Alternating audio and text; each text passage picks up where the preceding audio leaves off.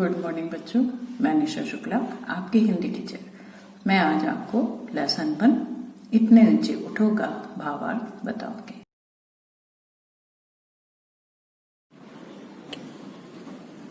देखो इस सारी दुनिया को एक वृष्टि से, सिंचित करो धरा समता की भाव वृष्टि से, जाति भेद की धर्म वेश की, काले गोरे रंग द्वेष की, ज्वालाओं से जलते जग में इतने शीतल बहो कि जितना मलय पवन है।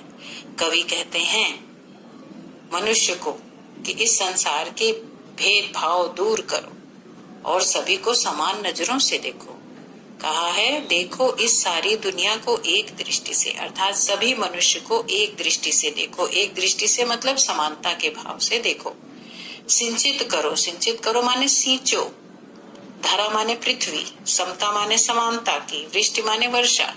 सिंचित करो धरा, पृथ्वी को सींचो समानता के भाव की वर्षा से, अर्थात सभी को एक समान देखो। संपूर्ण पृथ्वी को समानता के भाव अपने मन में रख के उसकी वर्षा से सींचो, अर्थात सभी को समान रूप से देखो।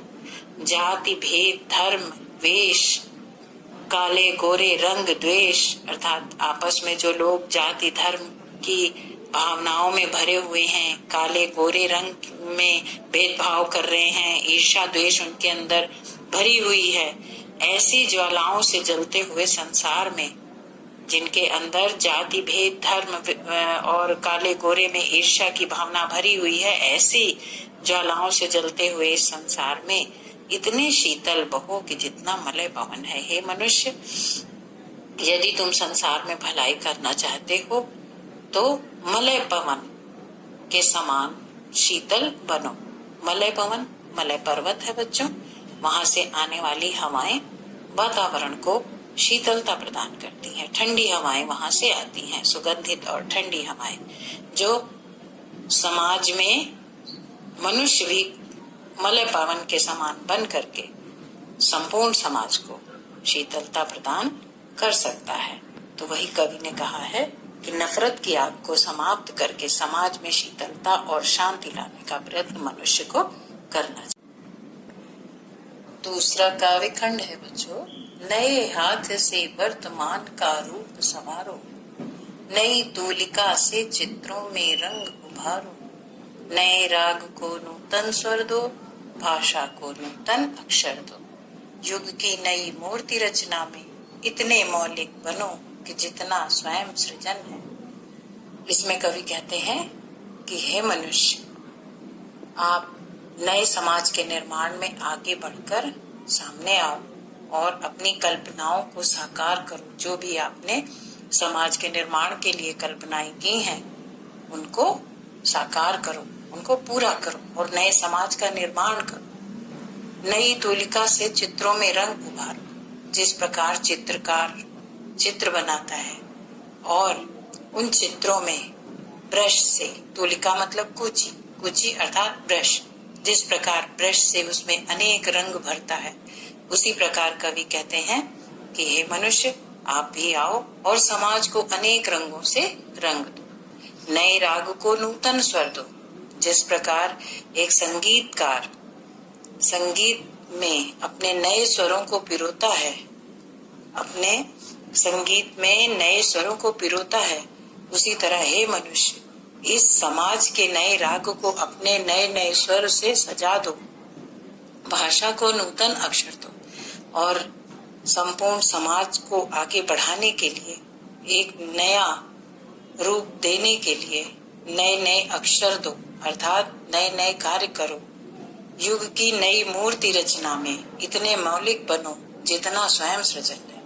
और कवि कहते हैं कि समाज को नया रूप देने के लिए हमें खुद मौलिक बनना होगा, सृजनता से कार्य करना होगा। नया रूप देने के लिए सृजनात्मक बनना अनिवार्य है और सृजनता को हमें अपने अंदर मौलिक रूप से ग्रहण करना चाहिए। किसी भी चीज को बनाना, किसी भी चीज को नया रूप देना सृजनात्मकता कहलाती है। लो अतीत से उतना ही जितना पोषक है। जीर्ण शीर्ण का मोह मृत्यु का ही द्योतक है। तोड़ो बंधन रुके न चिंतन, गति जीवन का सत्य चिरंतन। धारा के शाश्वत प्रवाह में इतने गतिमय बनो कि जितना परिवर्तन है। बच्चों, इसमें कवि कहते हैं कि हमें अतीत मतलब पुरानी बातें जो बीत गया है, कहते हैं उससे उतना ही ग्रहण करो हे मनुष्य जितना कि हमारे लिए पोषक है, हमारे लिए अच्छा है, हमारे लिए लाभदायक है। जीर्ण शीर्ण का मोह मृत्यु का ही द्योतक है। जीर्ण शीर्ण का मतलब पुराना, जो पुरानी बातें, जो बीती हुई बातें, वैसे जीर्ण शीर्ण का मतलब फटा पुराना होता है। तो जीर्ण शीर्ण का मोह, और जो पुरानी बातें हैं, बुरी घटनाएं हैं, वो उसका मोह मृत्यु के समान है। द्योतक माने मृत्यु का प्रतीक, द्योतक प्रतीक है। तो जो पुरानी घटनाएं हैं, बीती हुई बातें, उससे उतना ही ग्रहण करो जितना हमारे लिए लाभदायक है, क्योंकि पुरानी बातें, जो बुरी घटनाएं हैं, वो मृत्यु का द्योतक है, मृत्यु का प्रतीक है, अर्थात हमें पीछे घसीटती हैं। वो बातें हमें पीछे घसीटती हैं, हमारे मार्ग को अवरुद्ध करती हैं। अवरुद्ध माने रोकती हैं। तोड़ो बंधन, कवि कहते हैं कि इस संसार के सारे बंधनों को तोड़ दो जो तुम्हें पीछे घसीट रहे हैं। रुके न चिंतन, और संसार की उन्नति के लिए जो तुम गतिशील बन रहे हो, वो कभी भी रुके ना, उसको मत रोको। गति जीवन का सत्य चिरंतर, क्योंकि गतिशील रहना ही जीवन का सत्य है, जो चिरंतन, चिरकाल से, बहुत समय से चला आ रहा है। गति ही जीवन का सत्य है, अर्थात गति अर्थात आगे बढ़ना जीवन का सत्य है। धारा के शाश्वत प्रवाह में, और इस गतिमय जीवन की जो धारा है, उसके शाश्वत निरंतर प्रवाह माने बहना। तो गति के धारा के प्रवाह में निरंतर बहते रहने में इतने गतिमय बनो। धारा के शाश्वत प्रवाह में जो परिवर्तन की धारा निरंतर बह रही है, उसमें इतने गतिशील बनो जितना परिवर्तन है, अर्थात हम सभी बंधनों को तोड़कर हमेशा आगे बढ़ जाएं, और आगे बढ़ना ही हमारा जीवन है।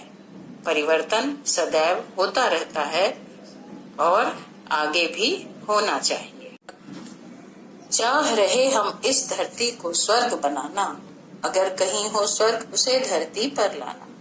सूरज चांद चांदनी तारे सब हैं प्रतिपल साथ हमारे। दो कुरूप को रूप सलूना, इतने सुंदर बनो कि जितना आकर्षण है। इन पंक्तियों के माध्यम से कवि कहना चाहते हैं बच्चों कि यदि हम धरती को स्वर्ग बनाना चाहते हैं, स्वर्ग के समान सुंदर बनाना चाहते हैं, तो उसे हमें अपनी कल्पनाओं को साकार करना होगा। यदि हम स्वर्ग के समान धरती को बनाने चाहते हैं, तो हम जो चाह रहे हैं, जो हमने धरती के लिए अच्छाइयां सोची हैं, उसको हमें पूरी करनी होगी, साकार करना होगा। और अगर कहीं स्वर्ग है, अर्थात अगर कहीं अच्छाइयां हैं, तो उसे हमें धरती पर अवश्य ही लाना है।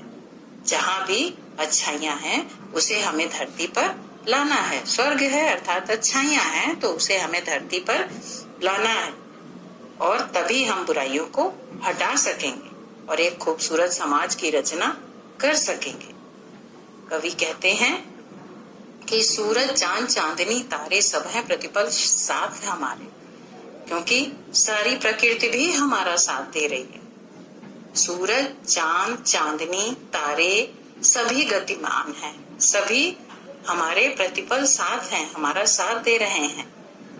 एक अच्छा समाज का निर्माण करने में सभी हमारे साथ हैं, सभी गतिशील हैं। दो कुरूप को रूप सलूना, जो चीज कुरूप हो गई है, अर्थात जहाँ पर बुराइयां हैं उनमें अच्छाइयां भरो, उनमें सुंदरता भरो। इतना सुंदर बनो जितना आकर्षण है। हे मनुष्य, कहते हैं कि इतना सुंदर बन जाओ आप, इतनी सुंदरता को बढ़ा लो कि जिस प्रकार हम किसी चीज को पर आकर्षित होते हैं और खींचे चले आते हैं, उसी तरह हम अपनी सोच को यदि अच्छा रखेंगे तो खुद को भी आकर्षक बना लेंगे।